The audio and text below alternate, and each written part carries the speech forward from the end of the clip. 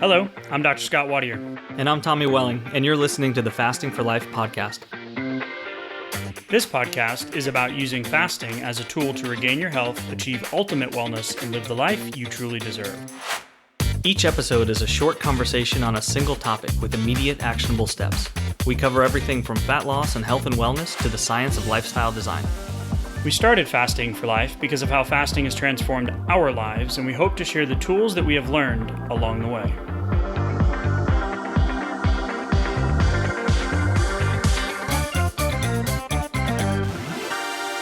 Hey everyone, welcome to the Fasting for Life podcast. My name is Dr. Scott Wadier, and I'm here, as always, with my good friend and colleague, Tommy Welling. Good afternoon to you, sir. Hey, Scott, how are you? Doing fantastic, my friend. Excited for the holiday season. It is upon us. We are smack dab in the middle between Thanksgiving and Christmas here in the States. So I want to wish everyone a Merry Christmas and a happy holidays and an upcoming Happy New Year as well. We are going to be discussing that very topic today, Tommy, in terms of holiday weight gain and is it real and what the heck can we ultimately do with it? And you're going to have a little decision tree to make here during this. If you don't care and you're just going to get back online in January, then click next on the episode. No, I'm just kidding. Stick around. You're still going to get something out of today. But if you do want to learn some of the things that we found that have worked really well for us and what some of the research says about holiday weight gain and ultimately what fasting can do to get incredible results during these 40 days and 40 nights of the holiday season, this episode is for you, Tommy. So I want to welcome in all the new listeners, and then we'll do a shout out here to the Remodeled Homemaker who dropped us a 5-star review just recently, and really appreciative of all of the new listeners giving us a chance to be part of your fasting lifestyle and part of your fasting journey. A shout out to the OGs as well. You long-term listeners, we appreciate you following, subscribing, reviewing. It tells us and the people that run the podcast world that we're bringing value each and every week. And if you want to learn more about our journey and how fasting has transformed our life and how Fasting for Life became what it is today,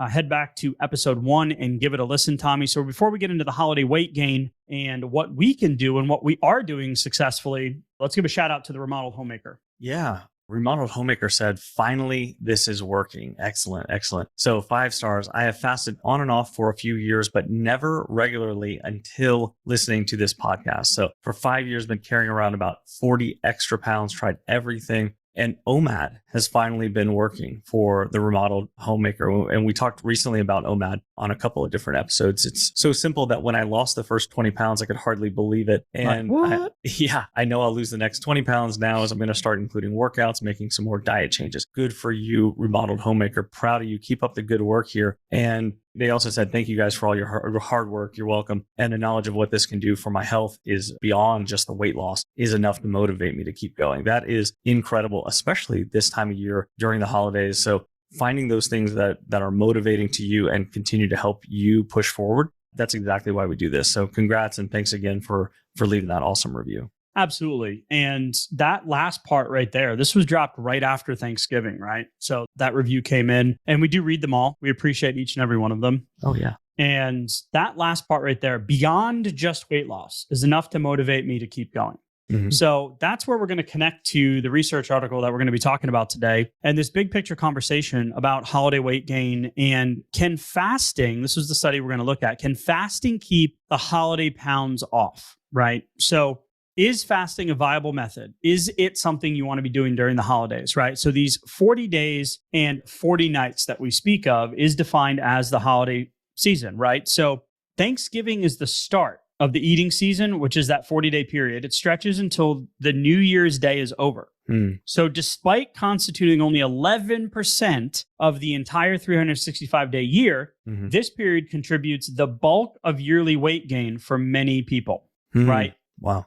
And this is where you get a decision, right? If you ever gain weight that you didn't want to during the holidays, we're going to go over a couple of different options for you this year. If you don't really want to focus on it and you don't want to be thinking about this or dieting through or fasting through the holiday season, then this might not be the podcast for you. So I doubt you're listening. How dare you? Right? No, I'm just kidding. No shaming or judging here. We're going to meet you exactly where you're at. Share a little perspective about our previous holidays and how, year after year, the holidays shift and they change and they become a lot better and easier for me and more enjoyable. But when we look at the statistics, Tommy, 50 to 90% of an adult's yearly weight gain right, here in the States, 50 to 90% of that yearly weight gain comes from this 11% of the year. And the majority of the time, you don't lose it. Once you gain it, you don't lose it the rest of the year. So everybody thinks, I'll just start over in February or in January. Yeah. The reality is the research shows that in the obesity studies that does not happen. So what is happening during these 40 days? Man, I'm going to go as far as saying, I think that New Year's resolutions almost set us up for failure in December or in November, maybe. If we're thinking about it like, I'm going to get back on track in January. I got these big New Year's resolutions like I used to set back in the day. You know, we've talked in previous holiday episodes about the fallacy of New Year's resolutions, right? But Right. if we're setting our mind frame up for, I'm going to get back to it in January, then that's almost like a reason to kind of take our eye off the prize. And the problem there is that we can tend to accidentally or subconsciously overdo it during the Thanksgiving or the Christmas or the New Year's time, knowing that I have this big boost of energy and motivation coming in January that I'm kind of gearing up for. Well, that's a problem because it would be much better to think about, okay, well, if there are some days that I want to overindulge a little bit, or I don't want to worry about my diet or my fasting or whatever, then that's okay. But it doesn't have to be for multiple days or multiple weeks or then potentially multiple months at a time to where I have to then claw myself back and undo everything that happened during the holiday season. The point of this season for me too is not about the food and all of the other stuff that we're going to talk about. It's really about getting to what the holidays are truly about, right? It's about the enjoyment with others and getting together and, the Christmas, celebration and, Thanksgiving and all of that. Now, a lot of what's out there is food focused, right? Sure. So that's why I love this study. And one of the graphs we're going to mention here in a second is we really want to empower you this time of year. And that's why we added a challenge in December. We squeezed it in before the end of the year because we feel that people need more support and encouragement, not more accountability or, hey, you got to be more strict. No, you've got really two main options when it comes to the holiday season. You either practice good habits, right? And you eat freely on the day of the holiday, and then you just get back on track the next day, right?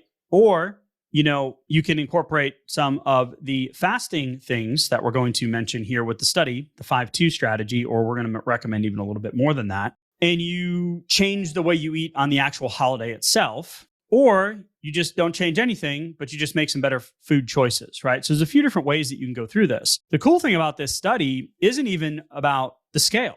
It really isn't even about the scale changing. It's out of the Cambridge University Press, and it was avoiding holiday seasonal weight gain with nutrient-supported intermittent energy restriction. So intermittent energy restriction just means fasting. And this was a pilot study, and they did the 5-2 diets, which means 5 days you just eat like you normally would, and then 2 days you restrict your caloric intake all the way down to about 500 or 600 calories for women, about 500 for men, for 600, right? So it's kind of like a little mini meal, kind of similarly structured to like a modified ADF, right? Sure. Yeah. For me, it would be just fasting completely for those 2 days. But what the study did is they showed that it was 500 calories for women, 600 calories for men. So not even really like true fasting. Like this isn't even in our blueprint to fasting for fat loss, which is the free 20-page PDF. You can go to the show notes and grab that. We'll zoom it into your inbox. We didn't even put it in there because it doesn't really move the needle that much when it comes to weight loss, which is why most of us found fasting in the first place, right? Yeah. So we're going to talk about those strategies in a little bit, Tommy, but let's talk a little bit about this study.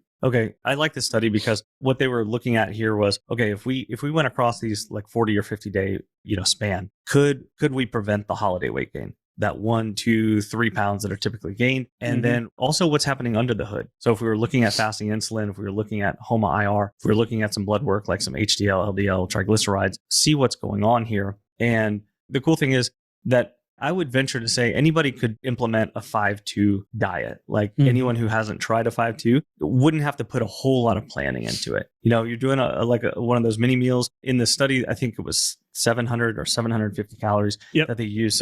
So roughly. And it was in the form of a shake. So it was like super simple. Yeah. So 1/3 to 1/2 of caloric needs, on that day.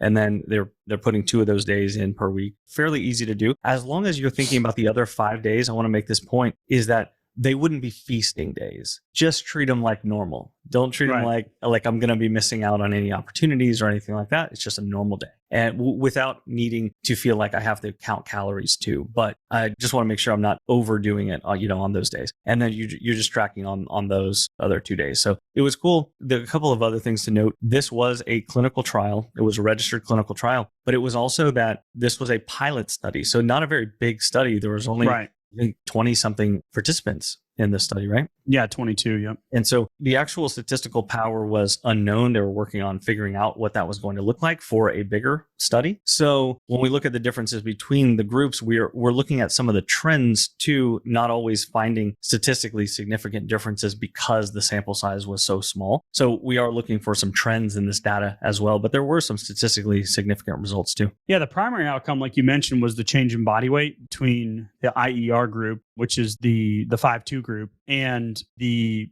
control group, which was just told to eat normally. But the secondary outcomes were those things that we saw trends in, right? The liver enzymes, the blood lipids, fasting insulin, and the HOMA-IR. So when we look at the holiday weight gain graph, what we see is there's 3 countries: Japan, Germany, and the United States.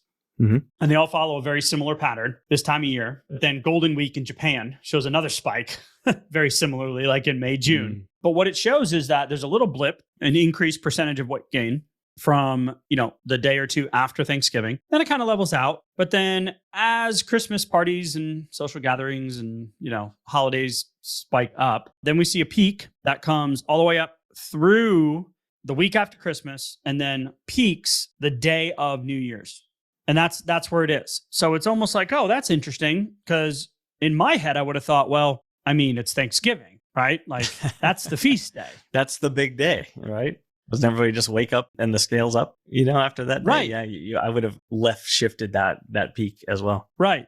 So when we look at some of these studies, it actually, some of the results, Tommy, specifically show that we are priming ourselves for weight gain in the second half of this 40 days and 40 nights. Yeah, it was interesting because when I started looking at the liver enzymes and then the actual fasting insulin, and I'm seeing an increase in liver enzymes, control group, that's not showing up in the intermittent energy restriction group. In fact, they have some decreases going on. They're diverging here. The same thing is happening for the fasting insulin numbers, where the control group is increasing by 3 or 3.5 points on the fasting insulin. And then the control group is actually, I believe, decreasing by 0.5 point on fasting insulin, which again was not statistically significant for this sample size. But when we look at fasting insulin and we want that number to be as low as possible, typical reference range usually says something like lower than 25 to be within normal limits. But we know that being less than 5, less than 10 is a heck of a lot better than being less than 20 or less than 25. And there's a bridge that connects between 5 or 10 all the way up through 25 that leads to prediabetes and then ultimately later on diabetes, which we obviously want to avoid. But when we see what the trends were within this study, it's very, very promising that when we implement some compartmentalization and fasting during the holiday season, we can prevent this rise in these numbers in the liver and in our fasting insulin, HOMA-IR, that are then going to set the stage for that weight gain. That's exactly the physiological conditions that we would need in order to actually gain weight, which would be a stressed liver,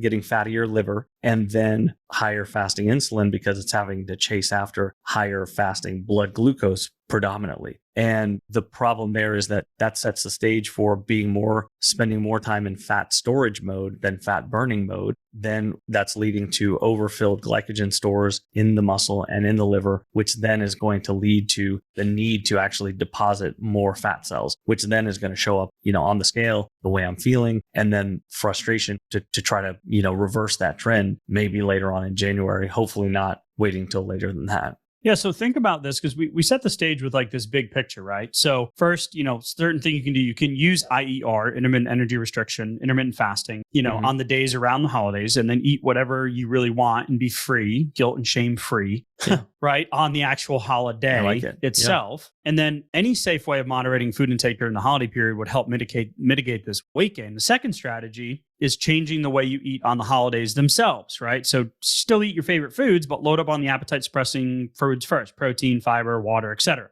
right? Salt, hydration. But then you could combine the two. So what I love about this study is that it was 5-2, right? So it was 700 calories, not a great caloric restriction. Both groups saw weight loss, 0.4 kilograms in the control, but 1.3 kilograms in the IER group. And the secondary outcomes, so even if you were to do 5-2, which is not a significant amount of fast, right? Mm-hmm. You're going to see your IR, your insulin resistance, and your fasting insulin and your HDL-C ratio improve.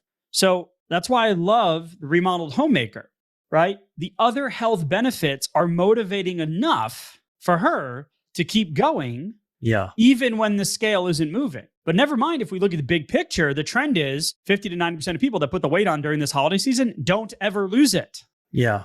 It just set the stage for it, and then it's stuck around. Right. So even if the scale doesn't move, and we saw this in our group in this last challenge, so many people were like, oh my God, I can't believe I'm doing this, right? And we're going to talk about some of those confounding social factors and foods and all that stuff here in just a second. But if you're looking for fasting strategies, head to the show notes, click the link, the Blueprint to Fasting for Fat Loss, free resource, 20 pages. It's got different schedules in there to help you kind of implement this. 5-2 is a good start, but we can definitely do a lot better. And that big picture I love is because even though the scale, not statistically significant weight loss, right, from baseline during this study, right? But all of those other metrics move. Priming weight loss or weight gain, depending on which group you fall into, right? Yeah. So what our dieting culture, right, weight loss culture, we don't want to be that guy bringing our scale to Thanksgiving dinner. Unless you're prepping for the Arnold or an IFBB thing, right? Like us mere mortals, we don't got to worry about that. We want simplicity. We want to know that we're on the right track. We want to know that we're not starting over again in January, right? Yeah. So when you look at some of the studies during the holiday season, a previous study, effects of exercise during the holiday season on changes in body weight, it showed that exercise alone, 5 hours per week, does not prevent weight gain during the holidays. Young adults gained 0.5 kilogram over the Thanksgiving holiday alone. And when we look at some of the IER studies, and we've done individual podcasts on these, Tommy, there's one study looking at changes in hunger and fullness in relation to gut peptides before and after 8 weeks of alternate day fasting. It's shown that there's significant weight loss with ADF, right, over the course of 8 weeks in obese populations. And then there was another ADF found that 5 kilogram reduction after 12 weeks. There's a systemic review and a meta-analysis that showed, energy restriction on weight loss and, of course, cardiometabolic outcomes. That was the big one that we did an entire episode on. That was 5 to 13%, right? So the holidays may not be the time to be the guy showing up to the Christmas dinner or to the Christmas party or isolating yourself, saying no to everything, right? It may not be the time of the year to be strict dieting or strict fasting, but that doesn't mean that what you do during this 40 days and 40 nights, right, can't set you up for incredible success and momentum starting the year. Rather than being in the gain group, you're in the maintain or slightly lost, but better metabolic health group going into 2024 is what really excited us about having this conversation, especially this time of year. It was like, oh my gosh. Wow. Yeah. Like when we found this article, I was like, Tommy, I got to write an email about this. We got to blast this out. We got to tell our child. Like, I'm talking to family about it. They probably don't want to hear it, but that's fine because there's so much potential here. Yeah. Your mindset is going to be so much better too, coming from the holidays into the next year. Because if I didn't take my eye off the prize, there's no work to make up. There's no time lost. There's no regrouping my motivation, trying to capture that lightning in a bottle, kind of thing. That is kind of what I used to wait for, after the holiday season, because it can be tough to do that. And if I'm fairly balanced, but slightly compartmentalized with my fasting through the holiday season, I got some of it right during what could be the toughest part of the year. So then that means when January, February come around, it feels more like, okay, wow, like this is even easier than it was last month when I had all the different things going on or the different moving parts, all that kind of stuff, right? Yeah. And I want to talk about that stuff, like the foods and the social pressure and alcohol and, the joke of bringing the food scale, right? Or maybe eating a little more mindfully or fasting a little more mindfully or some strategies around that. And why it is set up the way it is and why the research and the big picture that we shared earlier is the way it is. And it's the reality of the situation. But I want to give a shout out first to NutriSense.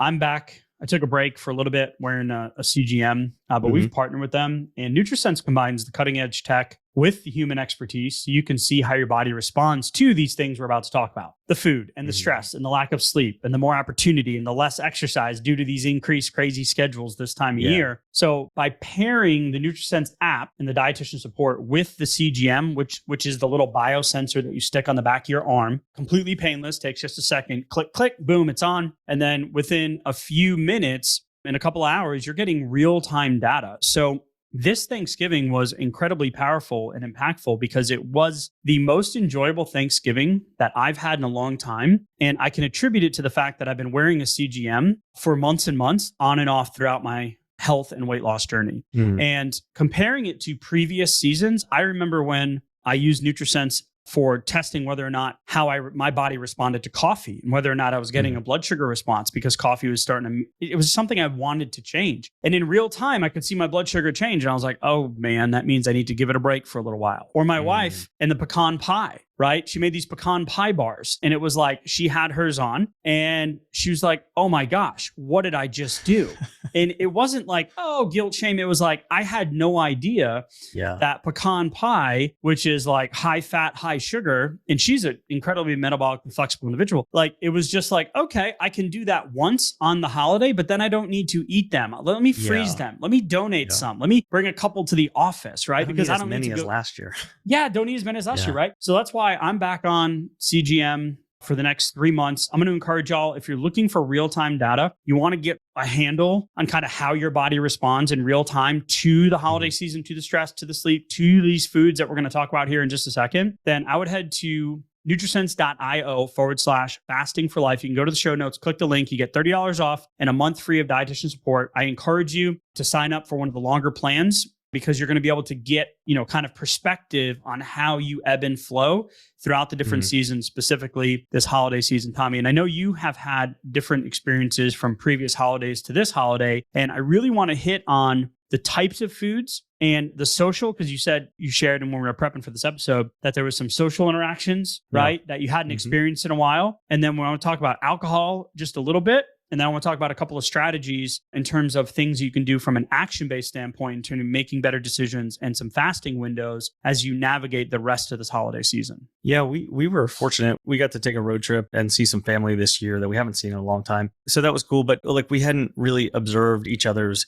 eating habits and things like that. And, of course, there were some questions for me about fasting. It was really, really great connection. But what I wasn't really used to, what I hadn't had happen in a while was, hey, are you not eating right now? Or like, hey, did you not like the food? Or did you try and it was like, did you try my mac and cheese casserole? Did you try my green bean casserole? It was like all these different things, a lot of which, I like a sampling and I wanted to kind of sample everything. Ding, ding, ding. That's one of the strategies. Keep going. Yeah. So that was definitely a good thing, but I wasn't used to like having all those questions. I just haven't had all those questions really like in a while, right? Around like a holiday, get together. So you're around family that you haven't seen or been around the holidays in a while too. So it's a different environment and you just don't realize that it's different until you're there going, wait a minute, this is weird. Yeah. This is great, but it just feels different. If you're not careful, a little bit of pressure from family can be like, oh, okay, well, yeah, I'll just have another serving of that. Or yeah, let me go back and I'll try the other dessert too, or the other thing of like candied yams or whatever it might be. And if you're not careful, yams, I don't even know what that is. Whatever the case may be, everyone, kind of might want you to try, everything that they brought. So just being prepared for a little bit of social pressure, having a little bit of like, no, yeah, I'm definitely going to get to it. Whether you do or you don't is not the important thing, but it's like not letting the kind of subconscious behaviors kind of overarch and find their way into your actual food decisions. Because the more people we're around during the holiday seasons, the more of those subconscious cues and kind of pressure can kind of feed into whatever we're doing. And that's what the research shows too, is that when you eat alone, you tend to eat less. And the bigger the group gets, you tend to eat more because it's just mimicking. It's behavioral mimicking, right? So then you were just talking about the pressure. So a couple of ways to stymie that pressure, or one of the strategies is just like, man, I am so excited for the meal later. Like, I'm going to grab a little bit. I'm going to sample a little, but right now I'm just super excited for X, Y, or Z that's coming up for dinner in a few hours, right? Yeah. You can also protein pace, right? So start with lean proteins when you get there. Hit the cheese and charcuterie board over what we typically find around the holidays is this more calorically dense, low fiber, high fat, high sugar type foods that we find around the holidays, right? Especially a lot of the traditional things. And don't even get me started on the desserts. I already talked about the pecan. Luckily, I don't like nuts, so I don't have to worry about that. But I do have, a couple other things. If they were around, like my sister's Christmas cookies, it'd be really hard to be like, oh man, I'm going to say no to Right. that, right? So the compartmentalization of it, because remember, big picture here, you got two options. You can eat differently around the days, i.e. energy restriction, fasting, which hopefully most of us are doing, and then eat whatever you want on the holiday itself. That'll work for a small percentage of people, or making some intentional decisions about the way you eat on the holidays. So that compartmentalization. So saying, hey, do you got a Tupperware? Like, I am stuffed, but I would love to take a piece of that home for later. And guess what? You don't have to eat it. It's okay. You can say no, right? There is this correlation we found in looking at some of the research as well, that a lot of people that have, these relationships with food when it comes to this time of the year or throughout the entire year, when it comes to a certain hedonic food scale, on the higher hedonic foods, the more alluring foods, the foods that you crave more, right? There's an underlying people pleasing personal, identifier as being a people pleaser, like, because you hate to say no, right? Sure. You don't want to upset hey, grandma, I'll take a little piece of the chocolate pie. And then she cuts you a quarter of it. And you're like, what in the bloody heck? I didn't sign up for this. I wanted a little bit, right? So I like to do I'm super looking forward to this. Yeah, I'll get to it, and then just move on, right? So we talked about the different types of foods this time of year. So protein, pace. And then the last thing I want to mention, and then we'll talk about a couple of fasting strategies, is the alcohol component, right? Even if you do clean alcohol, like tequila, and you just have, I don't know why you'd want to be taking sipping on shots at the holiday table. Right. But if you just did straight booze, right?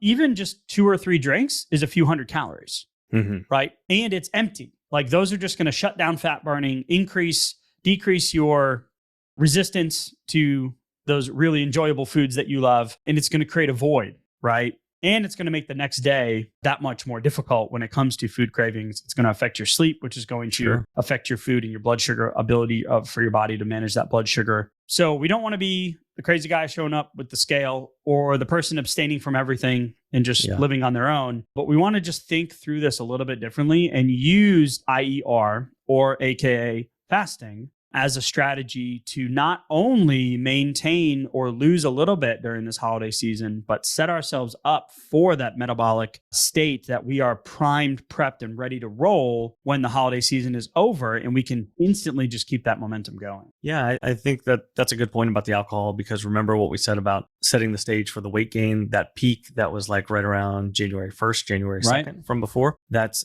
only exacerbated by more alcohol intake, because what we want is our liver to be able to be very flexible, very highly functioning, which means it needs to be efficient. And so lower or fewer days with alcohol consumption will mean over the holiday season, I'll have a more highly effective, highly efficient liver processing system. So I think it's a really good thing to keep in mind. And as we kind of compartmentalize our food choices and what we're doing during the holiday season, avoiding some of the social pressures and things like that can be, more prevalent during those times. Also just remembering that, hey, okay, what are my fasting goals going into 2024? Because I don't want to wait until 2024 to start working on them, but I can put them into place right now during the holiday season within 2023. Okay, so what does that mean? Well, that means at least if you're having a crazy busy or stressful or low sleep season, then hey, maybe it's not the best time to expect huge scale wins or huge measurable managing wins, expectations. Right? Manage expectations, just like my kids with the Christmas tree. Like, I don't want any big Santa promises to go sit on Santa's lap and get promised a pony or whatever the my case daughter may be. is going to ask Santa for an elf this year, and I'm trying to just temper her expectations that this house doesn't have elves. I'm sorry. Right. Yeah. Elves don't visit this house. They just don't. We have 3 dogs. The dogs would eat them. That's what I'm going with right now. Yeah.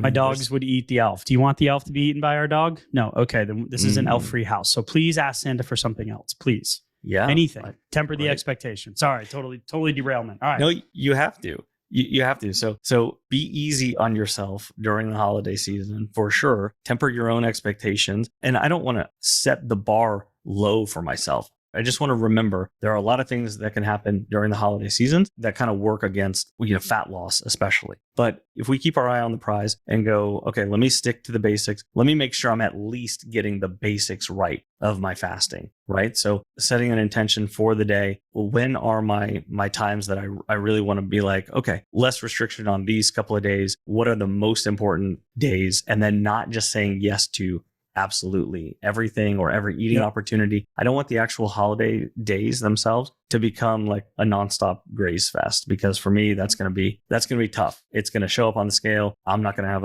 a great, day or two the next couple of days. And I can avoid that by going into those days with a plan. So I like to do a 2-MAD. I like to do 2 meals a day on the actual holidays themselves, so that it doesn't turn into a slippery slope kind of graze fest. That's my action plan for those days. What about you? Yeah, no, I love it. I like to give myself a window, like a 2, 3, or maybe 4-hour window max. Mm-hmm. And I like to protein pace. I like to also take a little plate of all of the things that I love from the spread and put a plate and put it aside. Nice. And then that plate comes with me to the dinner table. Okay. So when I sit down to eat the main meal, like I have my little assortment of things that I enjoy, as well as my plate. Therefore, I am not grazing and being mindless, and I'm being intentional, because for me, it's all about a feeling. I don't like feeling full and then listening to your hunger and satiety cues. Stop eating when you're done, right? Defer, delay the gratification, take the pie home, right? That's something that I would do as well. I'm very particular about my desserts. I'm not a big dessert guy. So if it is something I enjoy and I already feel kind of like, I'm right there, you know what? I'm just going to wait. And it's not about perfection, but that intentionality and that awareness. So if you're looking for more guidance, head to the show notes, click the link to download the Blueprint to Fasting for Fat Loss. It has a bunch of different fasting strategies, different fasting schedules. If you just want to take the thinking out of it because of the additional stress this time of year, lack of sleep, more opportunity, and just, we want to bring it back to what the holiday season should really be about, is getting together with loved ones, enjoying each other's time and company, and celebrating the stuff and being grateful for the things that we love. We want to empower you that you can still make incredible change this time of year. And Tommy, hopefully we did that today. I appreciate the conversation, sir. And I'll talk to you next time. Cool. Thank you. Bye. So, you've heard today's episode, and you may be wondering, where do I start? Head on over to thefastingforlife.com and sign up for our newsletter, where you'll receive fasting tips and strategies to maximize results and fit fasting into your day-to-day life. While you're there, download your free Fast Start guide to get started today. Don't forget to subscribe on iTunes, Spotify, or wherever you get your podcasts. Make sure to leave us a 5-star review, and we'll be back next week with another episode of Fasting for Life.